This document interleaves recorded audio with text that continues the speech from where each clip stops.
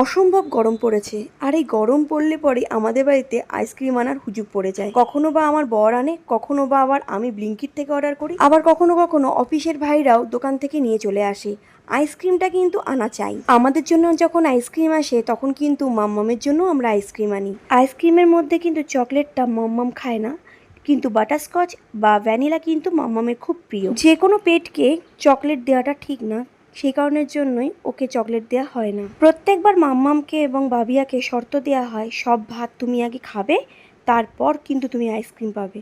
তো আমার কথা মতো কিন্তু ওরা সব ভাত খেয়ে নেয়, তারপরে ওদেরকে আইসক্রিম দেওয়া হয়।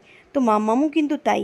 মাম্মাম সব ভাত খাওয়ার পরে আবার আমাকে দেখাবে, দেখানোর পর তারপরে আমি ওকে ফ্রিজ থেকে বার করে আইসক্রিমটাকে খাওয়াই।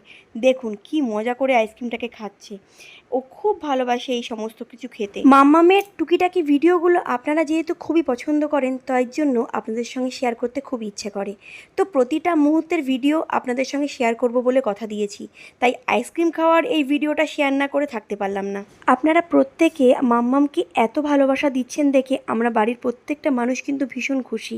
মাম্মামের আরও সুন্দর সুন্দর ভিডিও দেখার জন্য অবশ্যই কিন্তু আমার প্রোফাইলটাকে ফলো করতে হবে। ভিডিওটা আপনাদের কেমন লেগেছে অবশ্যই কিন্তু কমেন্টে আমাকে জানাবেন। আর ভিডিওটা ভালো লাগলে পরে অবশ্যই লাইক করবেন, শেয়ার করবেন এবং আমার পেজটি ফলো করবেন। তো আজকের মতন ভিডিওটা আমি এখানেই এন্ড করছি। দেখা হচ্ছে আপনাদের সঙ্গে আরেকটি নতুন কোনো ভিডিও নিয়ে। তো ততক্ষণের জন্য টাটা।